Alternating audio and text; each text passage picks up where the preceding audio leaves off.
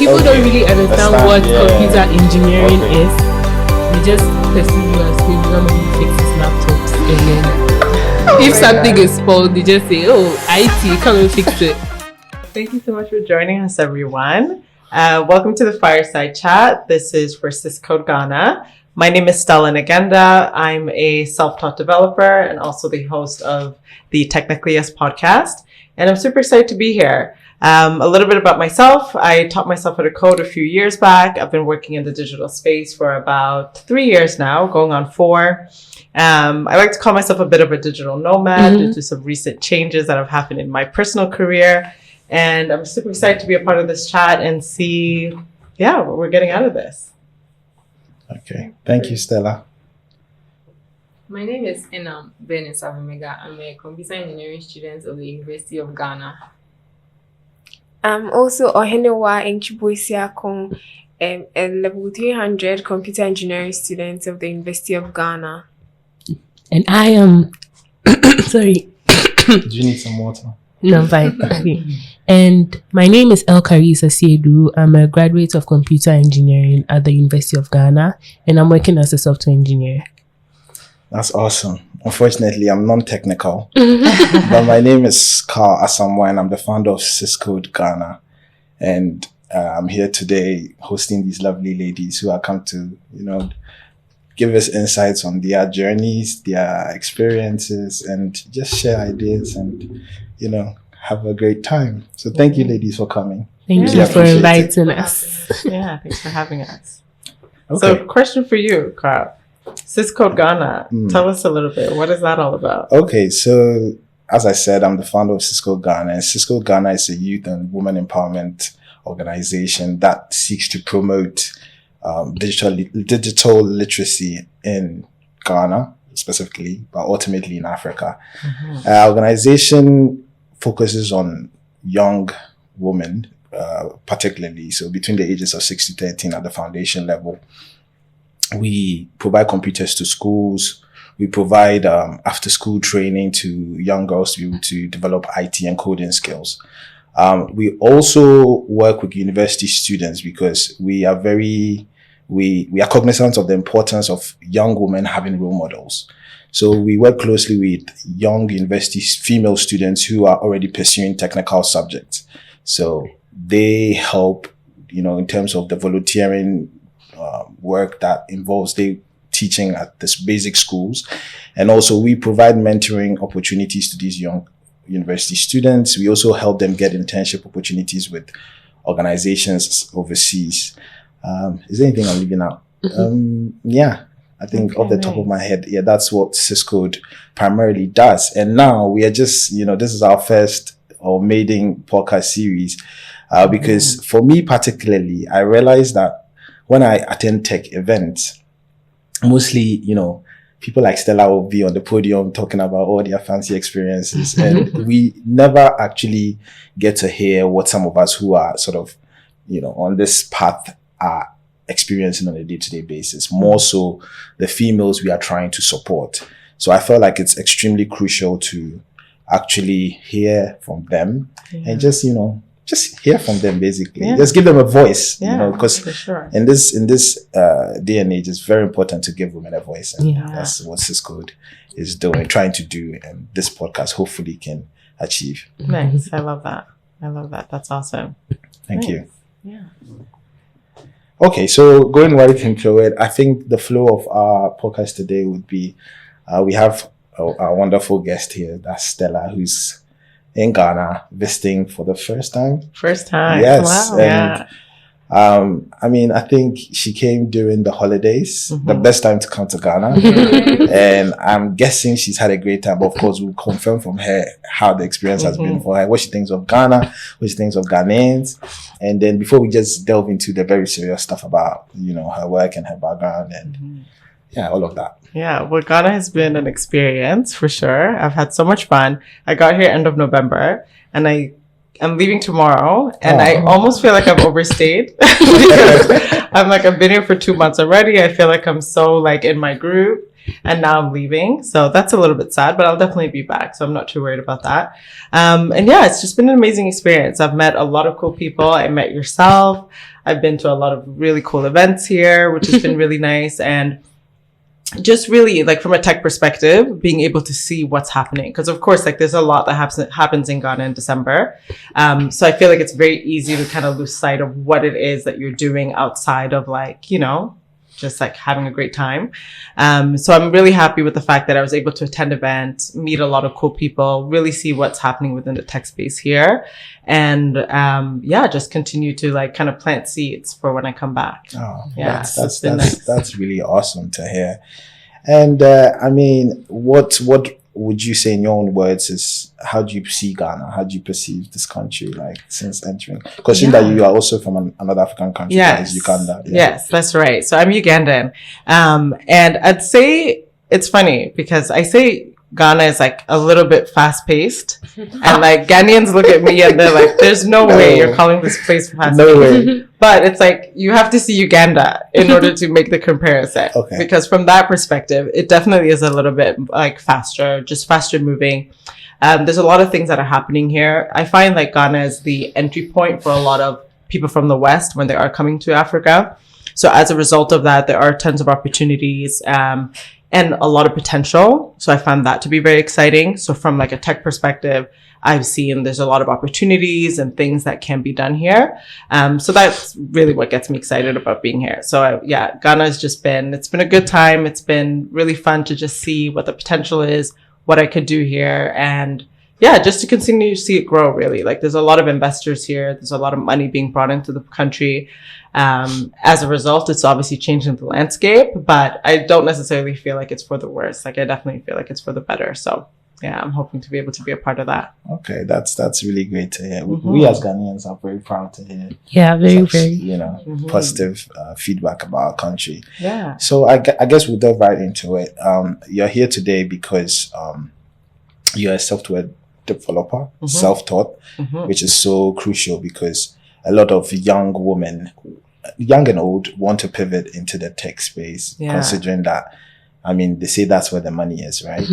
So I think I'm very fortunate to have, you know, met you and, you know, you agreeing to, you know, grace our occasion today to really tell us what you do, so about your background and sort of how you got into tech. Because I feel our guest here would be very keen to really tap into that. Yeah. So without boring everyone, I'll give you the Sparks Notes version. So basically, I pivoted into tech, having a little bit of an interest prior to, as I was younger, just with early days of social media.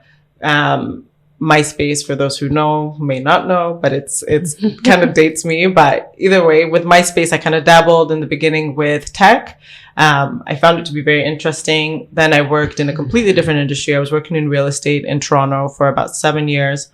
And then from there, once COVID hit and everything kind of came to a screeching halt, I was like, this is an opportunity for me to really like dig deep into this tech thing.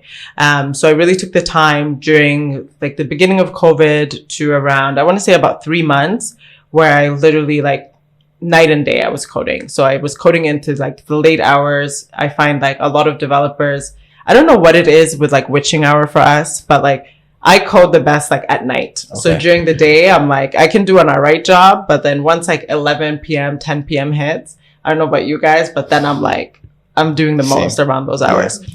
So I found a lot of success really just like, you know, putting my head down. It was pandemic, so everything was on lockdown.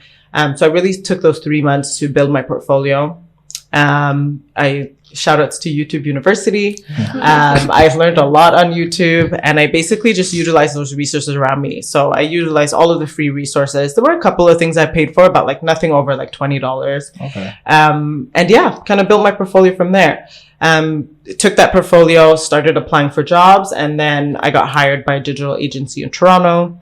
Unfortunately was recently laid off, but it's all good. It's a tech industry right now. But I was with them for a little over 2 years. So I went from like web developer, marketing assistant to full-time web developer to director of operations within a 2-year span. Oh, that's Yeah. impressive. Yeah, so Congratulations. things went pretty well. Okay, Thank you for sharing. Yeah. So Stella, I would want us to take our attention to our students here today definitely. because they are the reason why we're doing this. We definitely want to hear how their journeys have been so far, and just to give us insight, like what is it like to be a student, a female techie, if I'm saying it right, in university, basically. So I just want you to each and everyone to just talk about a little bit about your university experience currently, like what you're studying and how it's going for you. Yeah. And so, Reese, you can talk about if you recall about your university experience as well. Yeah.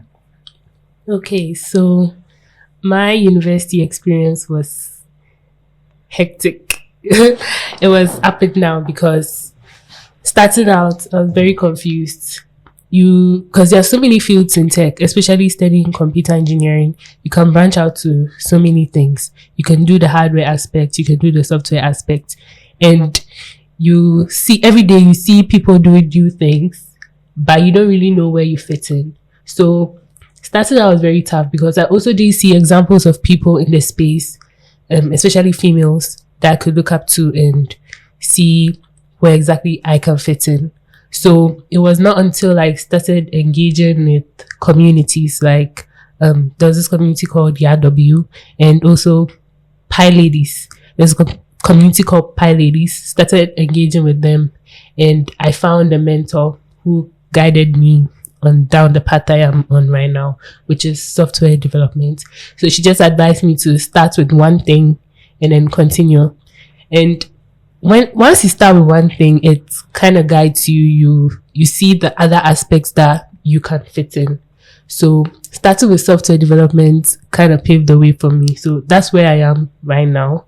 I graduated last year and I'm doing my national service as a software engineer. Okay. Yeah, that's great. Congratulations. That's so good. Amazing. Yeah. Well done. So that has been my journey so far, from confusion to getting a mentor to guide me down the path I am on right now. I mean, you're not alone. Trust Yeah. me. I'm still confused. Okay.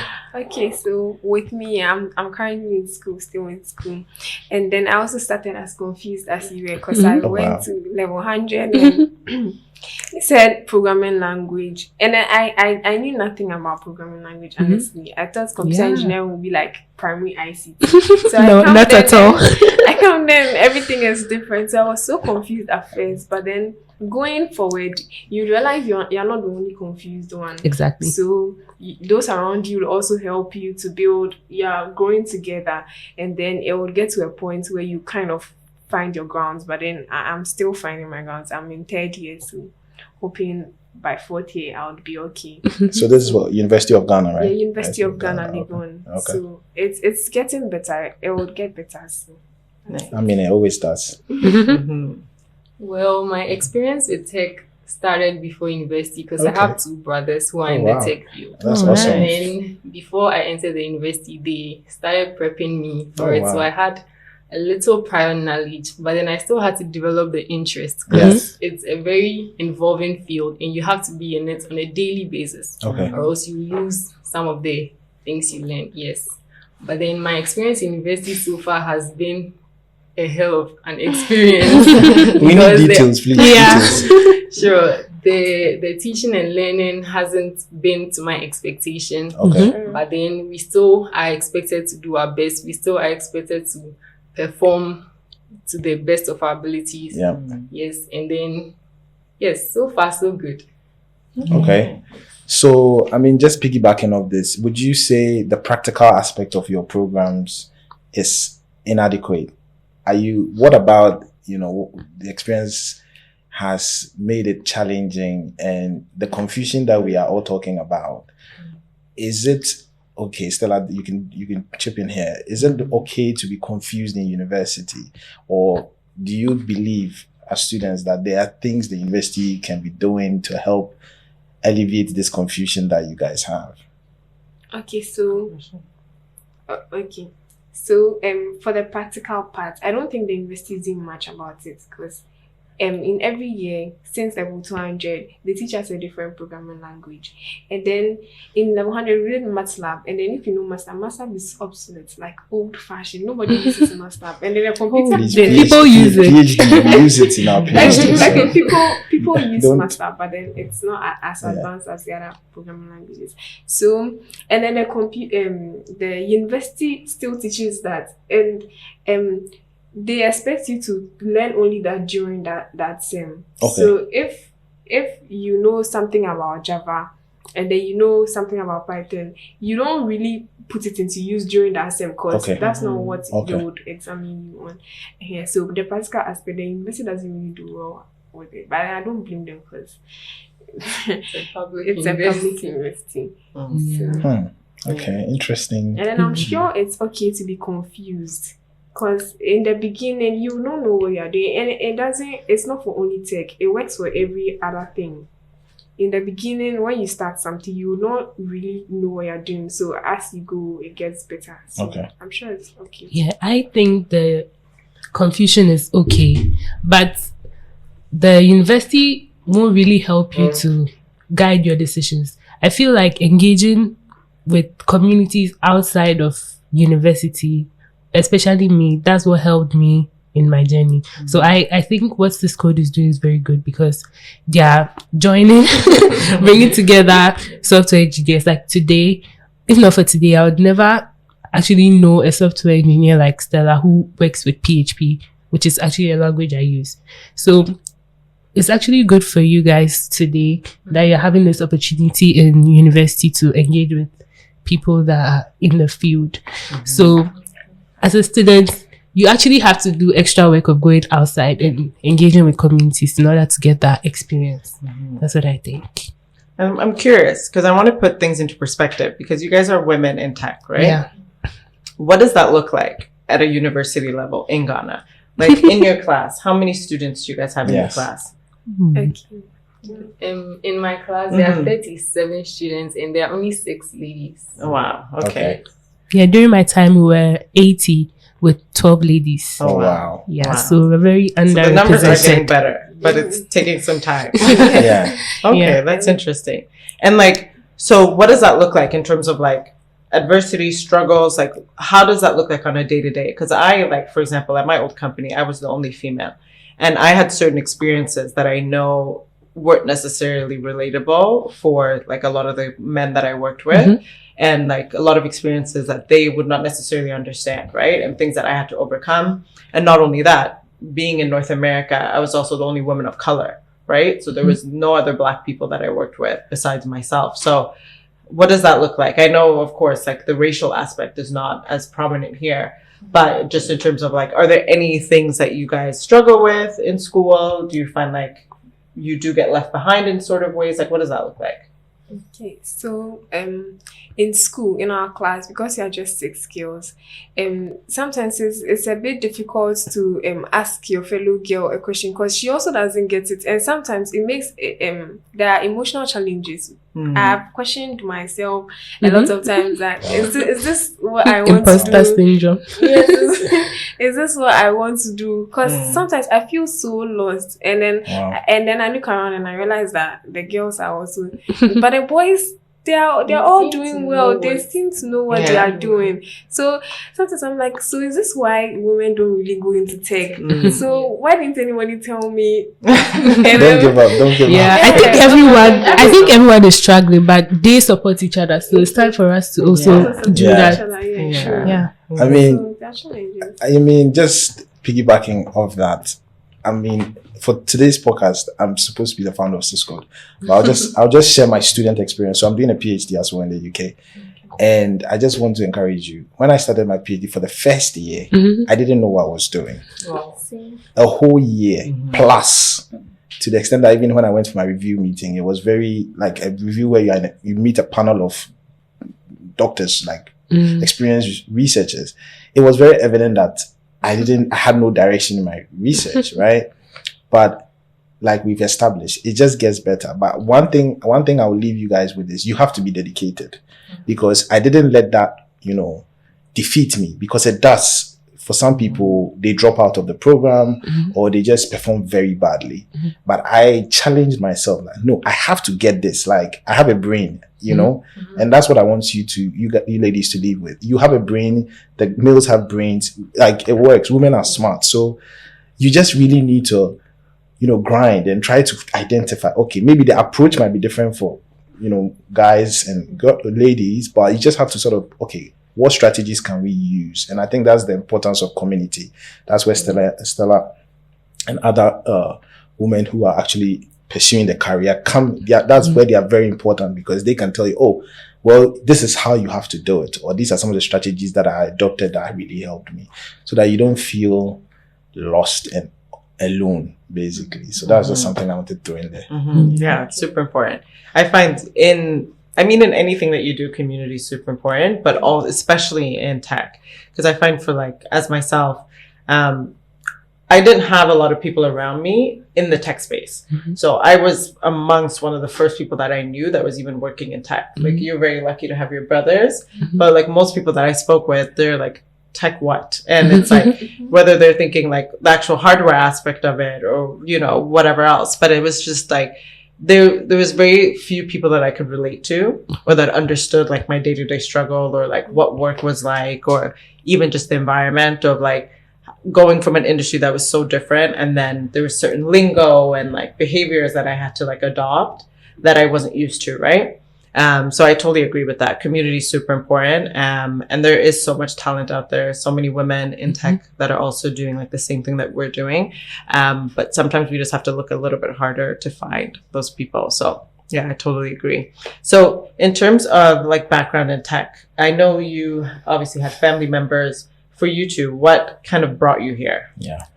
Okay, so growing up, I always wanted to be an engineer. And I just didn't know where I wanted to fit in. But I just kept talking to my mom, and she had a friend who was an engineer. So I just spoke to him. Yeah, he was the guy. I spoke to him, and he kept advising me that, oh, with computer engineering, I can have more options, like on what I can branch into. And it's a field that is picking up right now. Like, we hear a lot of computer engineering, computer science coming up. So that's how I got interested, and I just decided to go into computer engineering. Nice. Yeah. Nice. I love that. And what about you? Okay, so for me, computers always used to fascinate me when I was younger. I have 3 brothers. I'm the only girl child. So we had this computer at home, and then my brothers were always on it. So it kind of it kind of sparked that interest. And I went to school, and then we started ICT. And then the first thing my ICT teacher said was, sorry, not to cut you off, but what is ICT? Information Communication Technology. We do it in high school. Yeah, IT is referred to as ICT in Ghana. Oh, okay. Yeah, at the cool. JHS At level. the primary, primary, junior oh, high wow. school Yeah. level, Wow. So Yeah. Could not relate. So I went to school, and then my teacher at that time said this particular subject is for men. Wow. He said Oh, wow. that because men are curious, they want to know like but women, we don't really. That's what he meant. Imagine. That women, yeah, That's wrong. Yeah, So and I was like, okay, let's see how it goes. And then fortunately for me, it became one of my favorite subjects. Wow. I really liked ICT in JHS, and I did well, and I really passed. And then the man started liking me too, because he was surprised. He was like, I wanted to show him that it wasn't only for boys. So you took up the challenge, right? That's what I referred to. So I went to SHS, and then SHS, that's senior high school. You would do 2 years ICT, and then the final year you drop the ICT. And then in the school I went to, you don't really do elective ICT, so it kind of bothered me in my final year. I couldn't continue my ICT. So when we're coming to university, and I wanted to choose my courses for university. Looking through, I didn't really like biology and the rest. I still wanted to pursue my ICT dream. So I looked through, and then computer science or just limited to maybe software. And then the best option for me was computer engineering. My dad helped me to make that choice, computer engineering. So yeah. And then when I came, I thought it would be the same as I see. it was completely different. different. It was completely different. And then so far so good. I'm still You're still here. I'm still here. I mean, Still strong. yeah. I love that. We are not giving up. I No. won't give up. Nice. Nice. That's interesting. And have you spoken about yours? Yes, Your brothers. yeah. Okay. Yeah. But So I have an interesting question. How do having technical degrees? How do people in Ghana perceive you? Like when you go to church, parties, events, hanging out with friends. Like when you meet people and they ask you, "What do you do?" and you tell them that you are doing computer engineering. Like, we want to hear. The first thing they say is ish. Then you must be a shark. And Relax. I'm like, relax. That's their first impression about anyone who tells them that they're pursuing computer engineering or computer science, because they've allocated or they've stereotyped the course for people who are smart naturally, or people who are strong-willed and want to like actually pursue it, but not just anyone who like wants to just Enjoys enter it. You the don't. field. You just Yes, don't you choose don't that. just choose it. Yeah. Yes. That's the And are they experience I've wrong? had so far. And are they They're wrong? not They're wrong. not Actually, wrong. they're not wrong Okay. at all, because it's really for the strong of mind and of heart, because you have to be disciplined. yeah. Yes. Okay. Well, for me, every time you say you're doing computer engineering, they just say IT. So it's like people don't really understand what computer engineering is. They just perceive you as maybe somebody who fixes laptops, and then if something is spoiled, they just say, "Oh, IT, come and fix it." That's generally what Interesting. I have to go through. Okay. And do you guys feel confident about your employability now in university and after? Because considering the employment climate here in Ghana, it's quite difficult to get work or jobs after uni. Do you feel, or did that play any role in you choosing your programs? Or if not, whilst doing your programs, have you thought about that? Like, what was your mind based on that? With the course we do in tech, with tech in general, you can't say you'd graduate and sit at home. Even those like Stella who were self-taught, they are still doing something. You can't finish. It's either you be a freelancer or you can even teach on YouTube. Okay. You can do something. You can't sit at home after learning tech or having a degree in tech. That's great. Unless maybe you didn't learn anything at all, you don't have any skills. But I'm really confident about employment. Oh, that's good. That's really good. I love that. And speaking of skills, I mean, up until now, have you developed any? Comparing yourselves prior to coming to university and now? Well, yeah. One thing I've noticed working is that the soft skills matter, if not more than your hard skills. Okay. Because, for example, communicating, and Stella mentioned earlier to me, your people skills. It's very important in the tech space. So I think one thing that I've worked on is trying to communicate better. If you're having an issue, just talk to your supervisor about it. So yeah, that's one thing I can. That's really good too. So how do you guys perceive your soft skills at the moment? Or have you been identified that the soft skills you currently possess? For me, You both, yeah. For me, I'm a good team player. Okay. I work well with a team.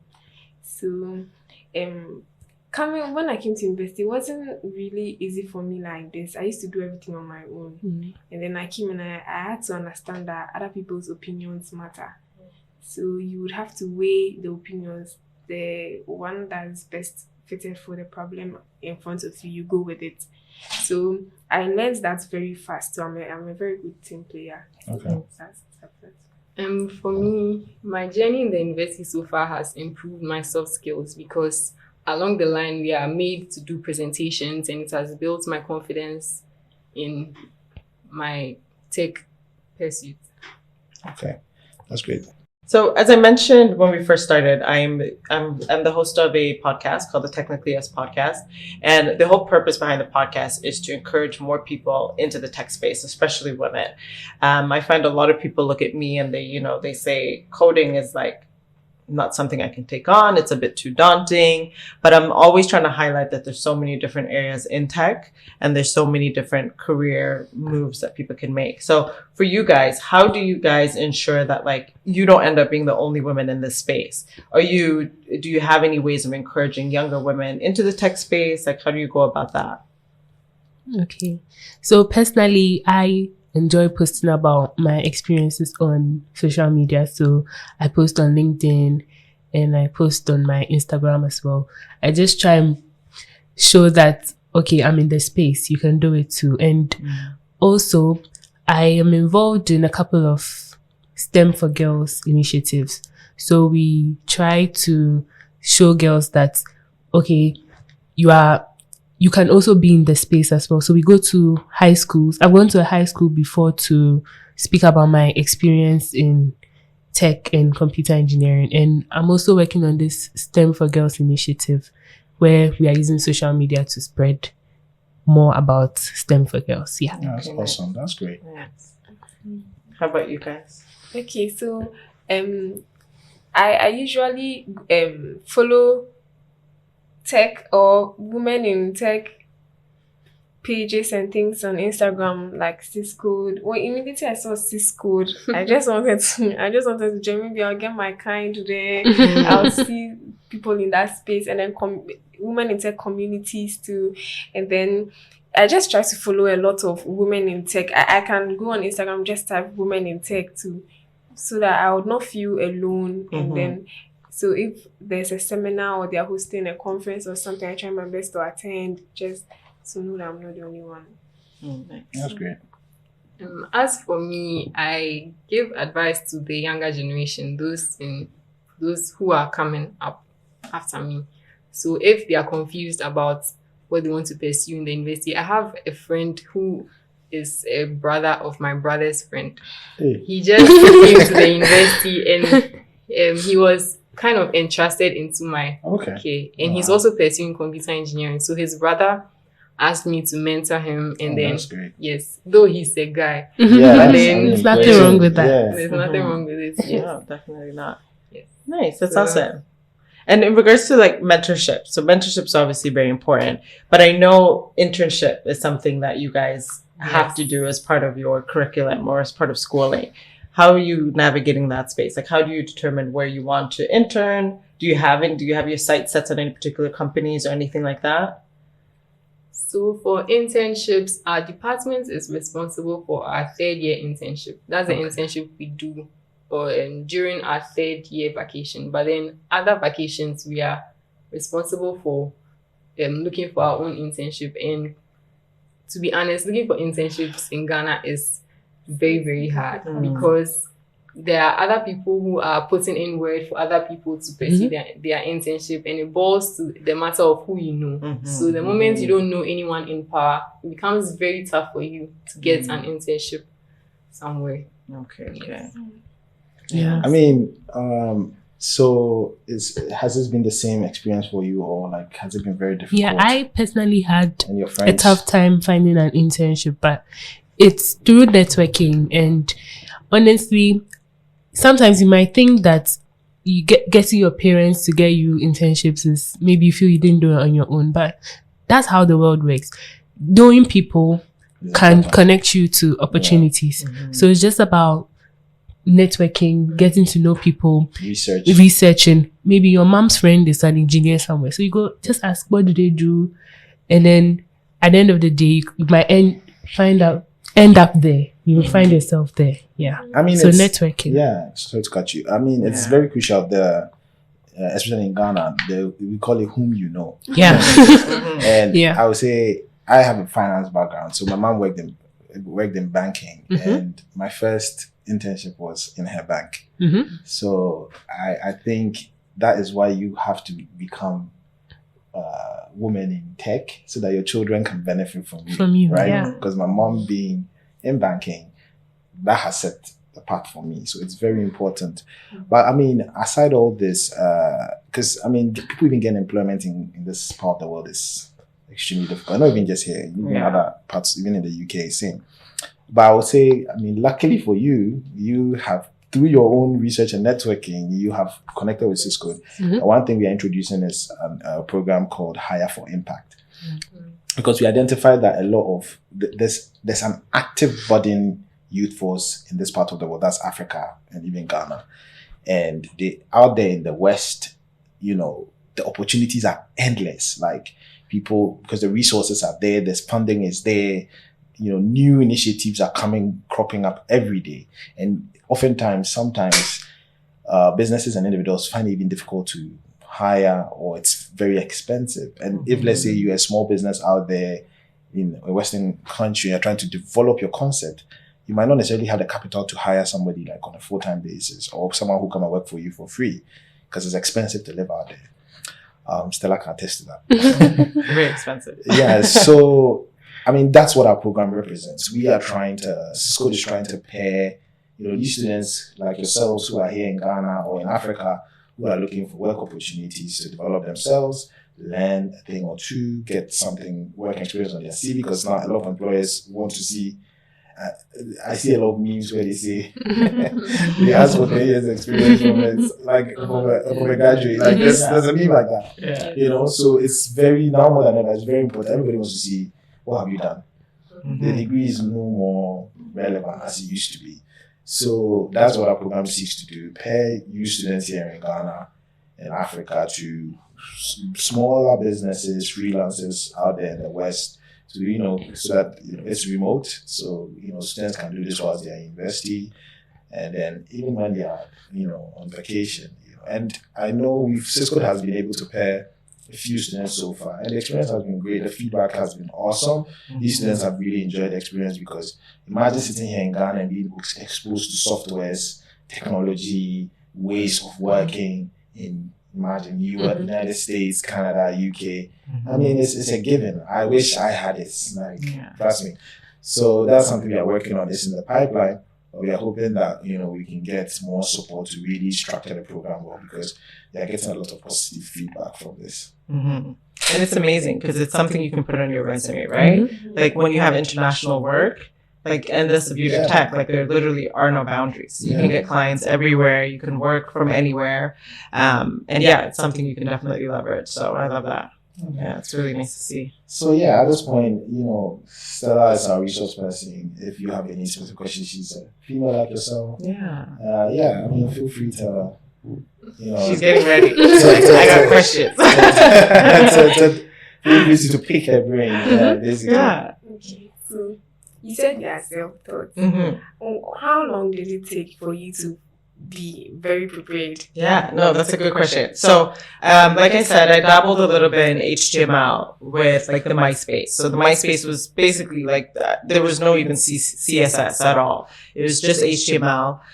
So I had that background. I want to say in total, like it's so hard to say because I did some courses here and there, but in terms of really buckling down and like doing nothing else but coding, I gave myself about 3 months. So 90 days with having like that HTML, CSS foundation. I basically took 90 days to just learn as much as I could. Now, granted, I learned a lot of things that don't apply to my day-to-day now, where it's like, you asked me to do it today, I would have no idea how to do it. However, they were good portfolio pieces and things that I could showcase. Going back, however, I would definitely do things different, just because I would look at where exactly I wanted to be and then just hone in on those particular skills or those particular languages. Whereas it's like, when I first started, I was building, I think one of the like most weird projects that I built was like, it's like a Pokemon game.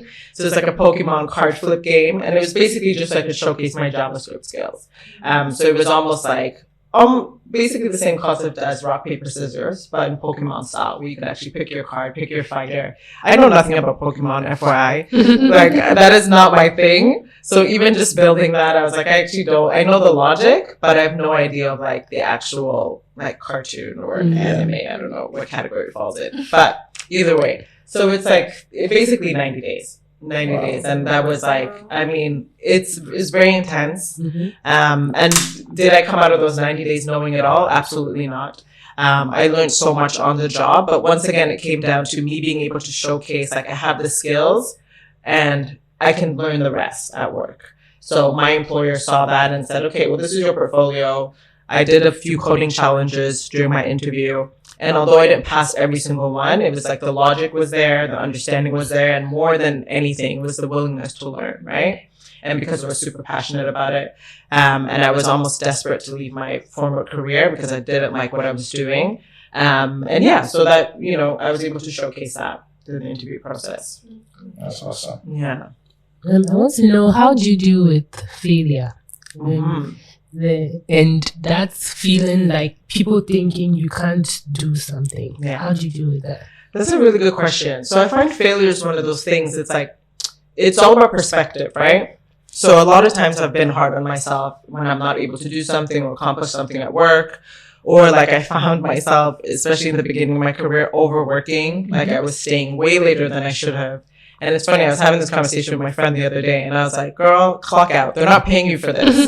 Because it's like, they don't care about, you know, your life, your personal life, anything like that. So it's like, I found myself definitely overworking and like trying to prove to myself that I could do this. But then it just came down to the fact that I'm not going to know it all. And there's nothing wrong with asking for help. I found in the beginning I had a very hard time asking for help because I was like, I don't want to look stupid.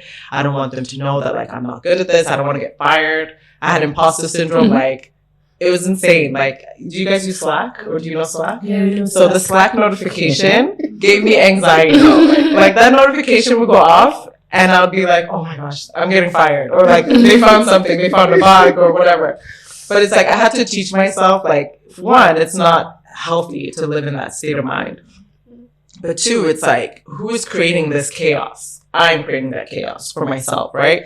So once I was like, if I run into a mistake, it was like failing forward. So it's like, okay, whatever. I don't know it all, but it's like, I can ask for help.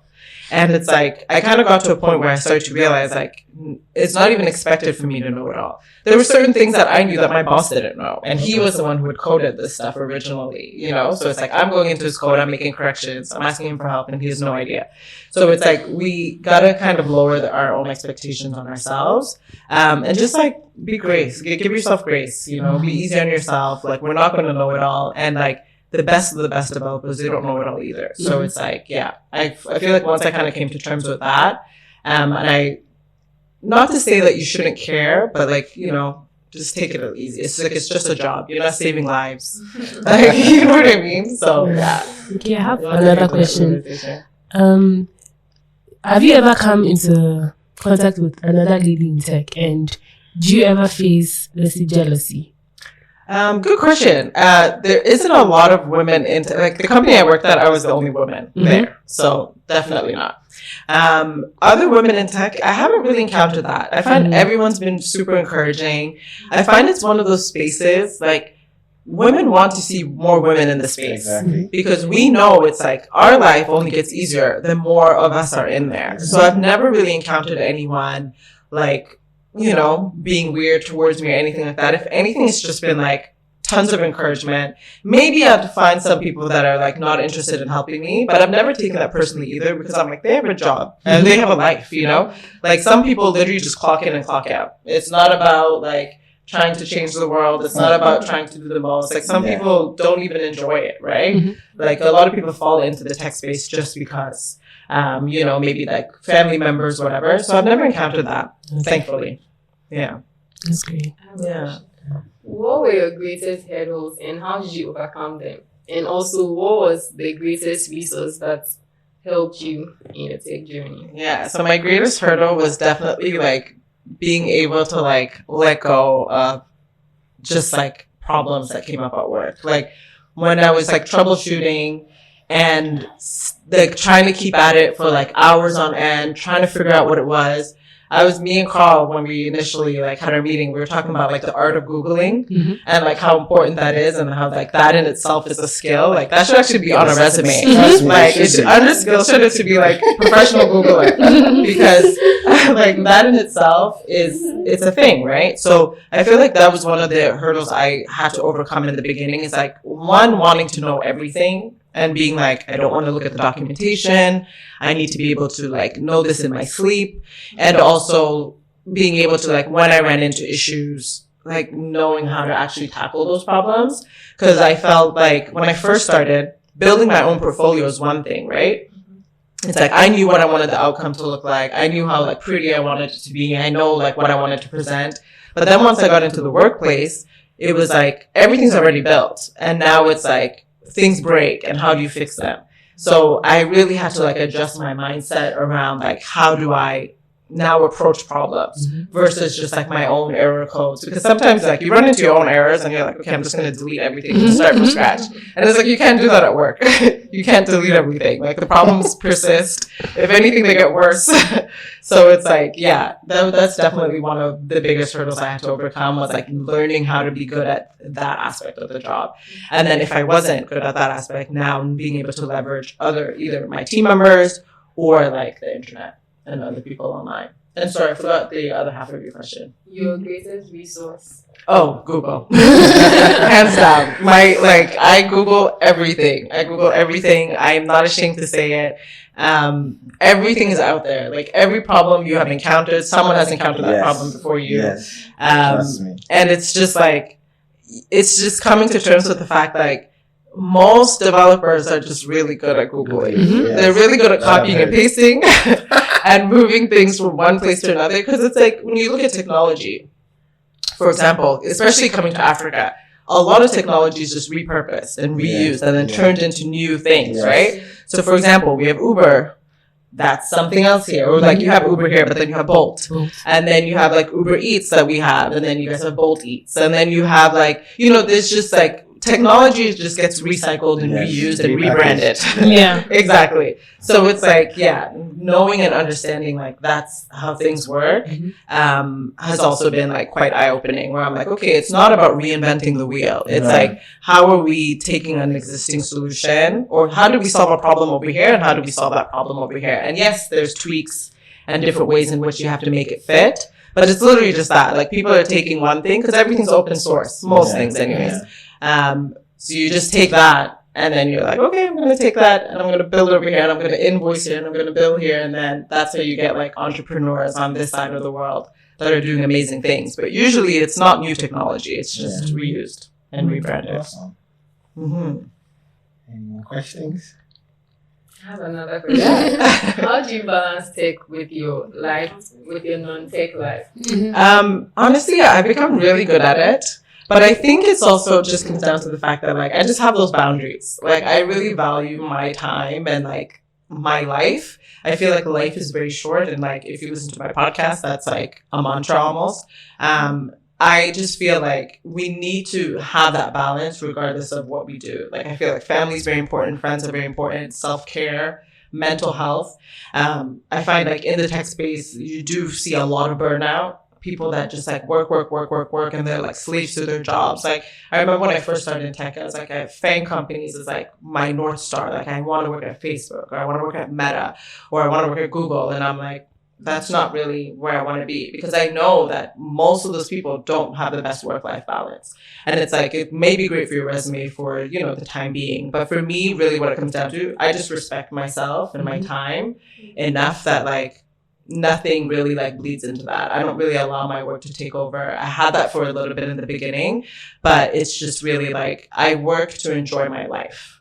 And that's the only real purpose of my work. Apart from like things that I do alongside that are my actual hobbies that have a social impact, my 9 to 5 is literally just to fuel my actual life. So beyond that, the reality is it's like in North America, when you look at tech layoffs right now, it's like left, right, and center. You open LinkedIn, people are getting laid off every day. And I'm like, it breaks my heart, people that dedicated like 60, 70 hours a week to these jobs. And then at the end of the day, it was just like a lottery system and they're out, right? And like before you know it, you have to pack your box and you're out of there. So for me, it's always just been like, I'm my biggest advocate. I'm my biggest cheerleader. I'm the most important person in my life. So as a result, like I come first. That's great. That's awesome. Very powerful, in fact. So, Stella, I have a question for you. Mm-hmm. There's a popular perception that, again, it stands to be corrected, that women prefer, so I'm using the word prefer, Mm-hmm. a soft life. Yes. And it's being touted on social media, right? Yeah. It's new songs, Mm-hmm. influencers, soft life. Like Yeah, that's what's being promoted. Mhm. Do you consider pursuing tech a hard life? I mean, it has its hard moments, but overall, no. And once again, I feel like it all comes down to like when we're starting something and something's new, it's off like a lot of people look at tech and they're like, okay, I'm going to make 6 figures and life's going to be great and I'm going to be at Gucci every month and it's like fine, but like most likely not. Okay. So the likelihood of you getting from 0 to there is not going to happen. However, you can build a career that enables that, right? So like you put in the sweat hours, like your sweat equity in the beginning in order to ensure that like your long-term goal is to have an easier life. But it's like, we got to put the work in. We got to prove ourselves. And I feel like as women, more than anything, we have to prove ourselves in the workplace, right? So, you know, as much as I'm like, I have a hard stop on like my work and things like that, it's like, I do know that like in the beginning, I was overworking. I was, you know, I did feel that burnout and all that stuff. But you get to a place where you find that balance too. So it's like, you know, you get a bit of both. But once again, it's like you can have both. I don't feel like soft life is not like a 24/7 thing. Mm-hmm. I feel like you find it in moments where you can have it, but then it's like you still got to put in the work. You still got to put in the effort.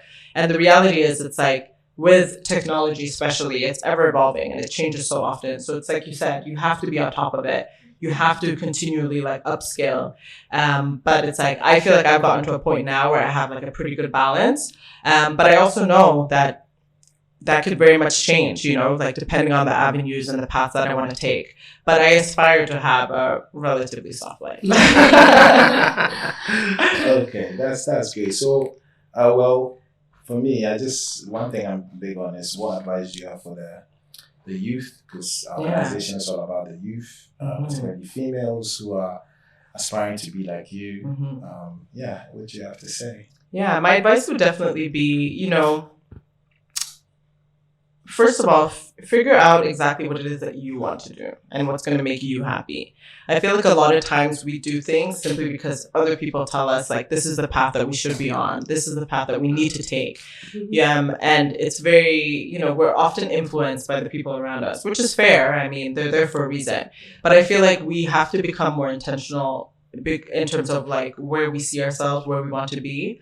So I definitely think that's very important. And then not be afraid to, like, if you don't have people, like, for example, in the tech space, don't let that discourage you. There's tons of opportunity. The reality is, it's like technology needs people like us, right? We need that diversity in technology because as we build out technology, the people that are building the technology are ultimately building it for themselves.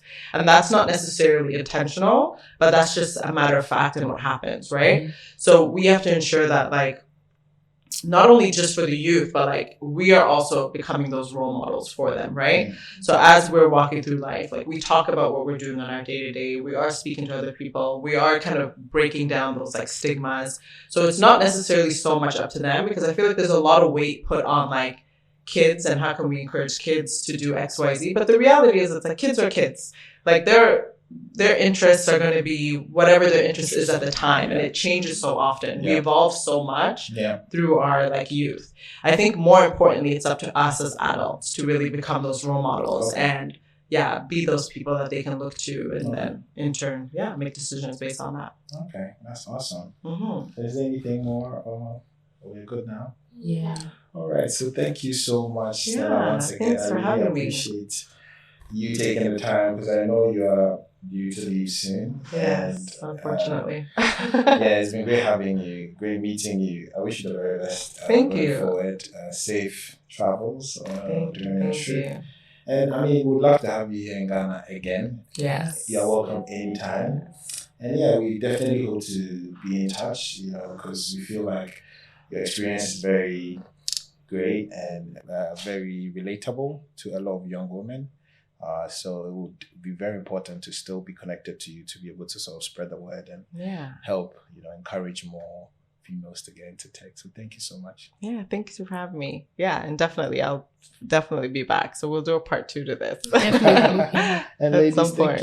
you. Sorry. So ladies, thank you for passing through Siscode's first. I mean, you're special because you're the first, right? Mhm. So you are going to be pioneers, basically. And I think we're taking the time out of this busy schedules to grace this occasion and allowing us to be able to bring this concept to fruition. And we hope that this can actually impact, all stakeholders. So be it those who are involved in ensuring that you get the best experience in your education, those who can sort of support the work we do, those young individuals who are also trying to be where you are. So we hope that this will be some form of tool that can really influence going forward. So yeah, I thank you so much for coming. I really appreciate you. Thank you for the opportunity. Yeah, and I wish you the very best in your endeavors. Thank I you. mean, it's not easy. No path is easy, but at the end of the day, once you get to the top of the mountain, you just,